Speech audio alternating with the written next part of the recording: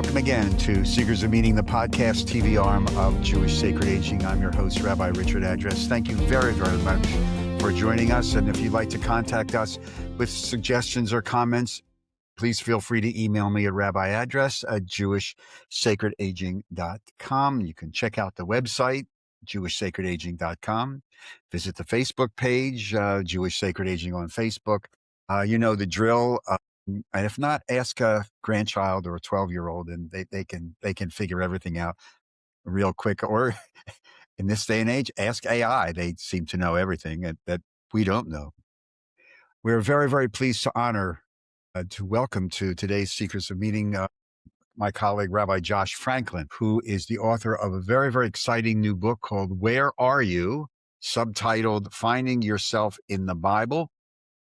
Recently published by, and I can never pronounce this publisher's name, Whipfenstock. Whipfenstock?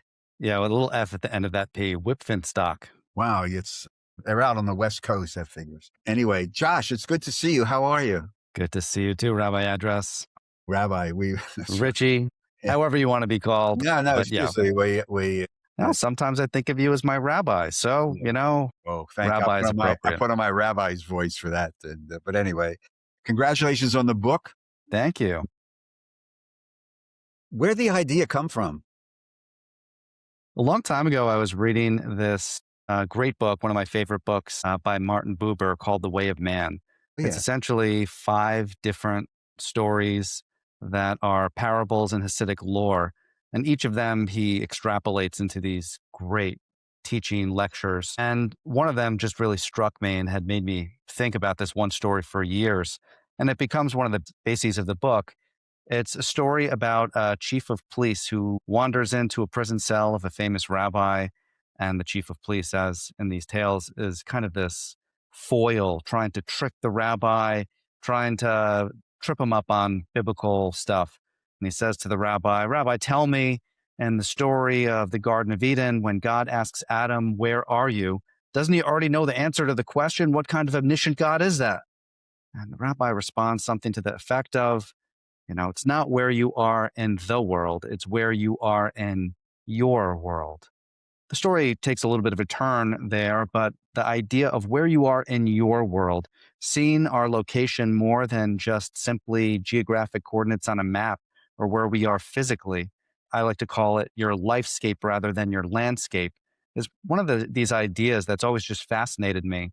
And through that paradigm, over the years, as I've been teaching, I've seen it play out in place after place. And slowly but surely, this book was brewing in my head of all these different places that are more than just the landscape of the Bible, more than just the geography of the Bible, but the metaphysical geography of the Bible, something that's really spiritual and special. If not the great spiritual question. And it's great that it comes right at the beginning of Tanakh, the image of the garden. But you play around with this image of the garden a lot. And I have a note here I really wanted to ask you about, to walk me through your fascination with the garden and the Hebrew of Eden. Yeah, there are certain words and certain paradigms or texts in the Bible that I think play out over and over again. They're core texts that essentially other texts throughout the Bible are referring to. And Eden, especially the creation narrative, is really one of those texts in which language as well as this thematics we see over and over again. I'll start with the idea that people had a real fascination over the last couple hundred years with finding the Garden of Eden, literally. And even Christopher Columbus thought that he had found the Garden of Eden in Venezuela and wrote about it. There are other people who thought that the Garden of Eden was on the North Pole. And this over fascination with discovery and finding the literal place of the Garden of Eden has really, made me laugh almost, because I don't think that the garden is really about where you are on a map. Right. Crazy thing is that the text gives us some major clues, but the clues really lead you to nowhere. The clues are essentially the Garden of Eden's at the intersection of 4 different rivers. The Tigris and the Euphrates, great, we know that one. One is probably the Nile, and another one actually circles the area of Cush, which is Ethiopia. And so you think, okay, a river issues from Eden. So all we got to do is find the intersection of these four rivers and we find the Garden of Eden, except for the fact that there's really no intersection of Right. these It's a big four. garden, very big Yeah. garden. And you realize that it's not talking about a place that you can literally find on a map, but it's got to be a different kind of topography altogether. There's a term that I really like. The term is utopos or utopia. And it doesn't mean that it is imaginary. It means that it is nowhere. That's what utopos means or utopia means. And the idea is that it's nowhere physically, but somewhere very real in our lives. And Eden gives us a little bit of a hint. Even the name means delight. And when you really unpack life experiences where you have these heightened emotional states of consciousness that you're living in a sacred moment in your life, a moment of pure joy, I really think you are not metaphorically experiencing Eden. You're metaphysically experiencing Eden, a very real experience where you get to taste the garden. So we can get back to the garden. Yeah, absolutely. I think I've been in the garden in many places in my life.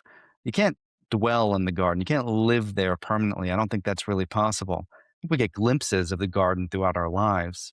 Some people describe it when they're getting married and they're standing under the chuppah and there's this feeling of just utter euphoria that's going on, spiritual euphoria.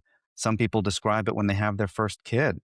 I have this vivid memory of Rabbi David Allenson, alav shalom, ordaining me as a rabbi at Temple Emmanuel in New York City. That moment with his hands upon my head, it just felt holy and sacred, living in a moment that I know I'm never going to forget and a moment of delight. And for me, that was the garden right there in front of Torah, in front of community, in front of people who loved me. That was a garden moment. There's this great text in Genesis where Pharaoh awakes from a very profound series of dreams.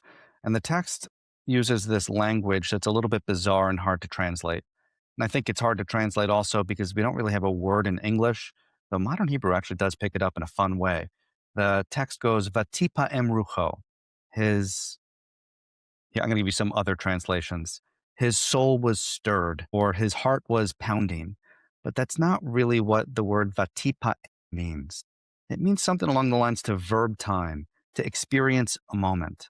And so the best I could come up with, and really trying to understand this without using conventional English that we have, is to invent a word. And I call it momenting. Momenting is where you are conscious of living in a profound spiritual moment as it's happening. And we rarely get those moments in life.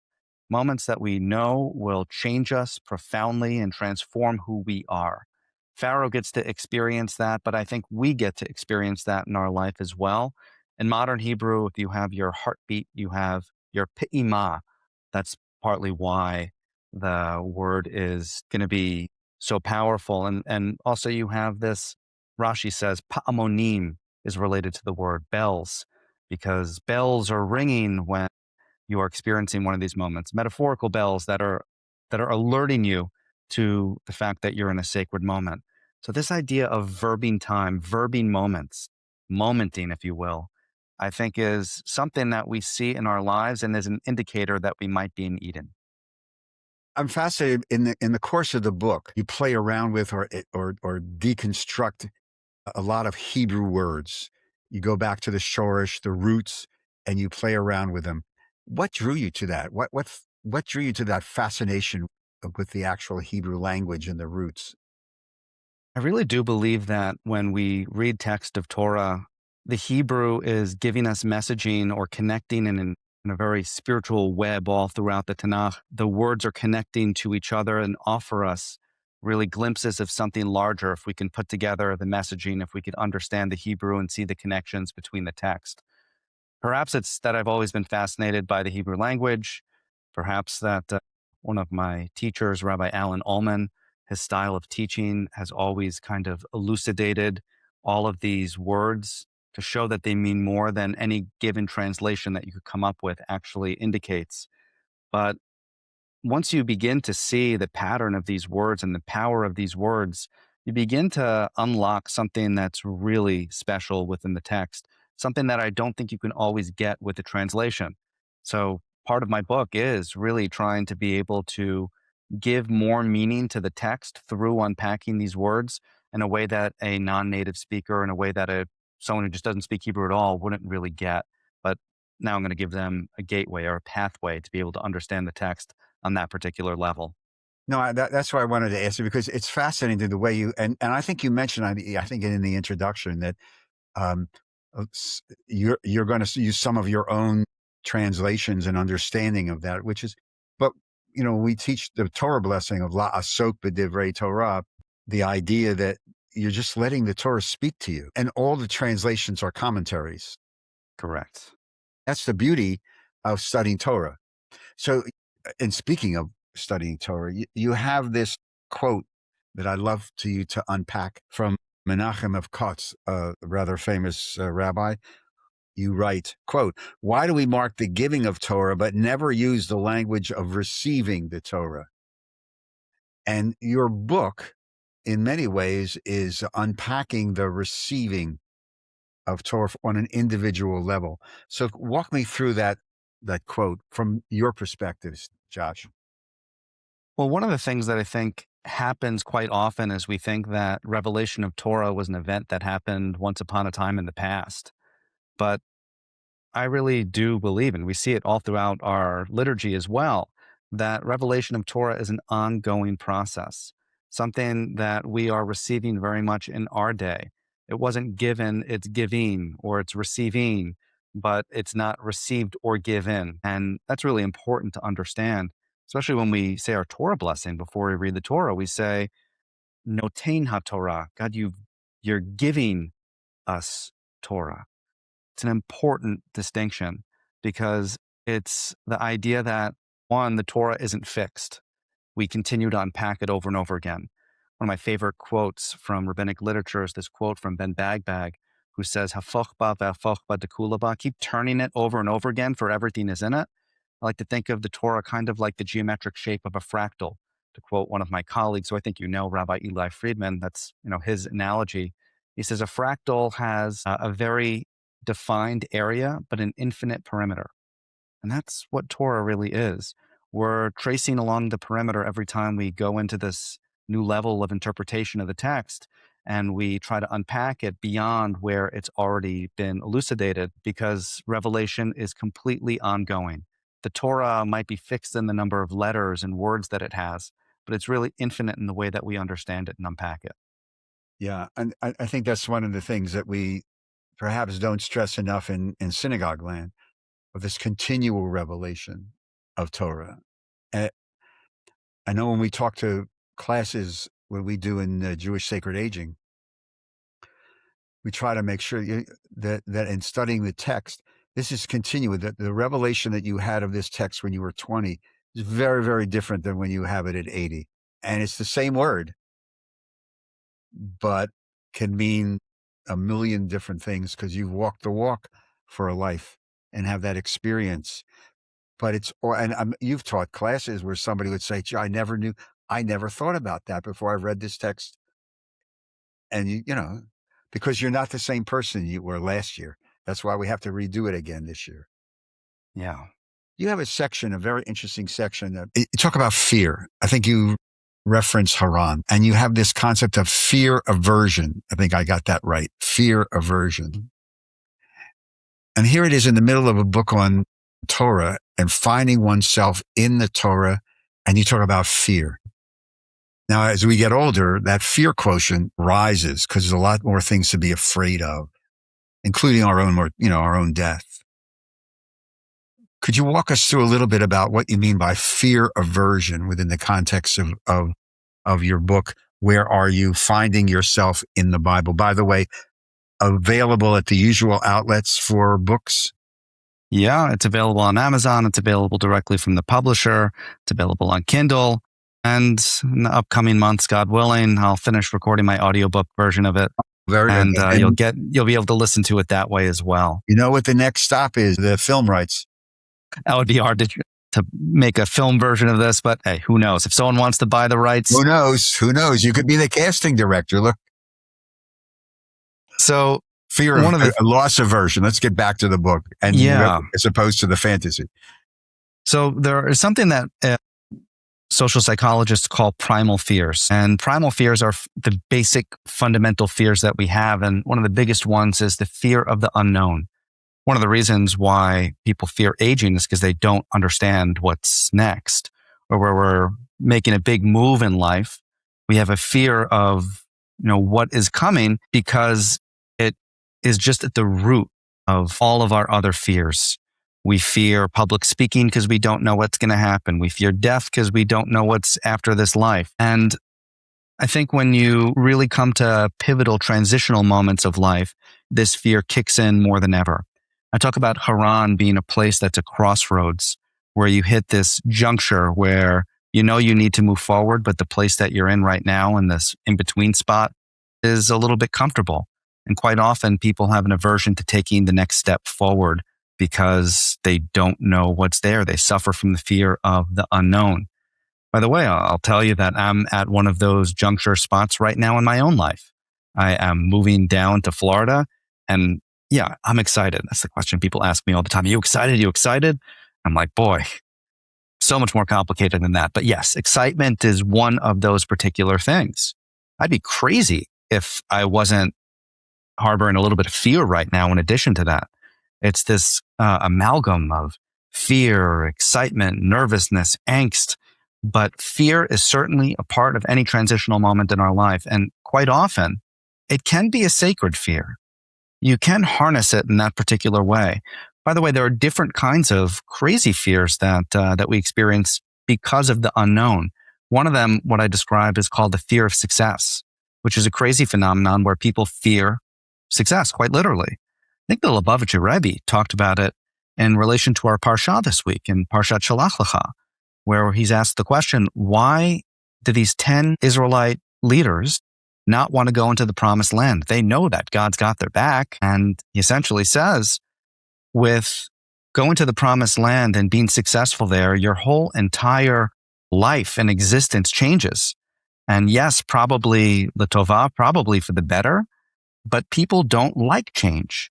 And they're so willing to avert change that they're actually going to stay in a place that's not quite as good for them because they fear what's next. They fear what's new. And that's a crazy concept. The whole image of the wilderness, how many times in the course of the Tanakh, we should have stayed in Egypt. Yeah. At least we knew where our meals were coming from. Now we're out here in the wilderness, the great metaphor for our own life, and we are sometimes lost. Better we should have stayed.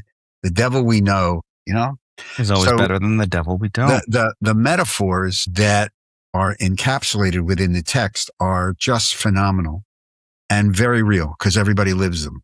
Everybody lives them. Yeah, this isn't a book that might reach a certain part of your life, but not others. I think really every chapter speaks to a different part of life that we cycle through. And yeah, there are some tough moments that we explore in the book as well. So for example, Mitzrayim, what it's like to be in the narrow, constricting place that's strangling you, or even the place of bitterness that is Mara, where the Israelites find themselves right after they cross the Sea of Reeds. And what I talk about in the book is the idea that Mara, bitterness, can be your greatest Morah, your greatest teacher, if you let it, if you explore it. Not when you're in the thick of the trauma that you might be experiencing, the bitterness that you might be experiencing, but when you take a step back and you're a little bit removed and you reflect back on those difficult moments, you begin to see them as life's greatest teachers. Not an easy thing to absorb, but definitely a very real thing that I think each and every one of us finds ourselves in that particular place. No, look, the fear factor also, on that portion of Shalach Lecha and the spies, there's this the fear of trusting one's instincts. Caleb and Joshua, they kind of got it, but they were voted down. We have a fear of a lot of us of trusting our own life, especially we get older. We've lived life. We kind of know how things should work or do work. And yet you allude to this, I think, at least when I read it, a section on what you call SQ, a spiritual quotient, spiritual intelligence, which which comes up all the time in our Jewish Sacred Aging class, all the time, a sense of whether we're living in a time of spiritual deficit, which I think we are. Just walk me through what you meant by that SQ, that spiritual intelligence or spiritual quotient. Yeah, so we all know about IQ, your intelligence for logic, and we all know about EQ, a concept that was popularized in the 90s, emotional intelligence.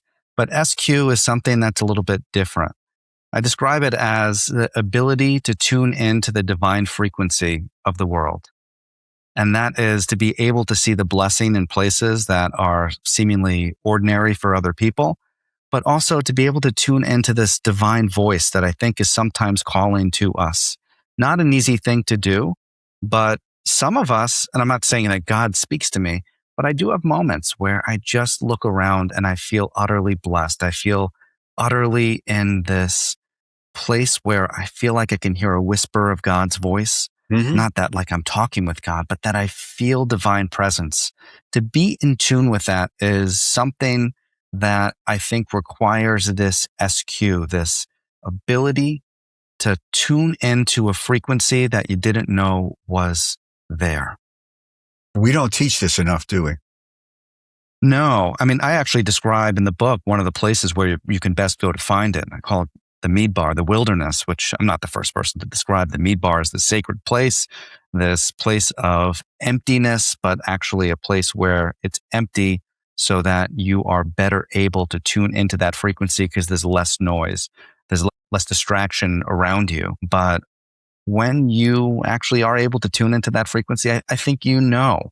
And I've met many people who just have an aptitude for it, where you can look at them and they just see the world a little bit differently. And I think in our world of cynicism that we currently live in, it might sound a little bit nutty, but for me, it's really real. And when I see people who exhibit this kind of intelligence, this kind of perception of the world, I mean, those are the people I want to be hanging around because they just exude something about them that I want to hang on to because it's fun to be able to see the world the way that they do. Well, you write about this idea of fear, like you just talked about, and people. I'm sure you've seen this in your work. There are people who are afraid to really open themselves up. You write, speaking of that midbar thing, of this kenosis. Yeah, and you have the Midbar Rabbah, a Midrash quote, but it really is what you're talking about from my understanding. It is the saying, and I've talked to people who do this. I said, where do you go to feel this? That, Heschel's radical amazement, and they'll say, I need to go to the mountains, or I need to stand by the ocean and or look at the stars and understand how the speck of dust that I am and what does that mean? So this is this kenosis thing, right? That's sort of like emptying of oneself. I stole the term from this author, Scott Peck, who wrote this book, Golf in the Spirit. That's not his most famous book, but in Golf in the Spirit, he says, kenosis is the process of emptying the self of the self in order to make room for the new and the other. Such a great concept. And the Bamidbar Rabbah quote that I think you're referencing is, in order to receive wisdom and Torah, you have to make yourself empty like Hefker Kamidbar, empty like the wilderness. I think that's very much this process of not becoming simply empty in a negative way, but becoming empty so that we are able to receive what's around us. I mean, I do it largely through meditation. I find a spot where nobody's around. I'm by the beach, so I go to the beach. I sit in the sand or I sit on a bench and I just close my eyes and listen to the waves and try to empty my mind, empty my body. And it's not an emptiness of nothingness. It's an emptiness in order to make room for something that I didn't expect to experience and to bring something new, something holy, something blessed into my life, something that I probably didn't recognize previously. How do you want this book to be used? I think a number of different people are going to find meaning in this book. At the end of every chapter, I include questions for discussion. That's very much because I do want synagogues, by the way, even churches. I'm speaking at a church next week, and I do want groups that are serious about text study to be able to use the book and relate it to discussion. By the way, the discussion questions are all about how you relate it to your life, so that it's not text to text, it's text to life. That's the most important thing for me. And so I do want people to be able to use it as a discussion, not necessarily to understand the text better, but to be able to understand themselves better. So I see it in that context. I also see it for spiritual seekers in general, people who are really interested in being able to understand why the Torah or why the Bible is relevant in their lives, so that they can go beyond any kind of literal meaning of the text or contextual historical reading of the text, and be able to see a deeply spiritual facet of the text that they might not have known was actually there. So there are a lot of different readers who I think are going to find meaning in this text. I did a talk at a library the other day, and a lot of people showed up who I didn't expect. People who grew up Jewish or grew up Christian, were lapsed in their life and have been thinking lately, I need a little bit of something in my life that I lost, that I maybe didn't find, but I got a hint of, but it wasn't profound enough. People who are thinking about reconnecting to spirituality or religion, I think this book is a great road in for them. Yeah, I'm glad you mentioned that. We're living in a time where I think people maybe are even afraid to articulate exactly what you're talking about, especially younger people who, because of the world around them is so convoluted and without roots, that they're looking for something to believe in, even if I can disagree with it, but it is a moral foundation, a foundation that I can build something on, as opposed to do whatever you want to do. And as long as you make it you happy, it's okay. And if I was preaching on the holidays, I think one of my sermons would actually be, it's time to really reconnect with the basics of our tradition. And this is why I think you'll find resonance in the church community, in the non-Jewish community, because I think they're dealing with the same thing. Yeah. There's an article recently, either in the Times or the Wall Street Journal, about the resurgence of religion. Well, yeah, so there's been Pew studies on it in the last year. This is a very hot topic all of a sudden. But it's going to be something specific. It's not going to be the organized religion of going to church or synagogue every Saturday or Sunday. This is what, editorially speaking, this is what the denominational leadership has yet to figure out. They don't need to go into the building, but they need to sit with other groups, other like-minded people, and talk about what's going on and have something to base it on. And this is why text, as you know, as our the text is the most profound teaching tool that has ever been created, because it's, as you do, it speaks to us where we are. Before we run out of time, I got to ask you about the epilogue. I'm reading through this, and all of a sudden I get to the epilogue, and you basically say, well, I could have ended it last chapter, but there's so much stuff going on, I got to write this. Yeah. You have this great quote, the end of the book on the epilogue, which is dealing with Israel and mishigas that's going on with anti-Semitism and the fracturing of the American Jewish community around Israel. Quote, you write, the Jewish people's connection to the land of Israel transcends the physical borders and soil. It is a symbiosis of memory, covenant, and future. That is a great line. That's for your t-shirt. Now translate that into New Jerseyan. It is a great line. What did you mean by that? You cannot extricate Israel from landedness, as I call it. And that's because Israel is so ingrained in Jewish consciousness and so ingrained in our history that this method of really understanding metaphysical geography doesn't always work with Israel, because it's something else. It's something that's significantly more profound in Jewish life and Jewish history, Jewish culture, and Jewish theology. I'll note that pretty much every place that's mentioned in the book takes place outside the land of Israel. And that's because most of the Bible actually takes place outside the land of Israel. If you're actually looking at it and trying to figure out how much of the Bible actually takes place in the land, or even how much of the Torah takes place in the land, it's actually only a fraction of it, which is crazy when you think about it. But we've been through these periods of exile. We've been through these periods of wandering or being in Egypt. However, Israel has always been this central pillar to Jewish life. You cannot divorce the Jewish experience from Israel. It's that central. And I needed to write that after October 7th when I was writing the book, just because I didn't want anyone to pick up the book and say, look, Israel isn't that actually physically important to the Jews. They can go live there metaphysically. And no, you can't. The book is Where Are You? Finding Yourself in the Bible. Josh Franklin is the author. I recommend this. This is a synagogue book club. Easily translates. It's an easy read. And as you do not need a PhD in rabbinics or Hebrew to get through this is written for the people in the pew and very lovely. So thank you much for this.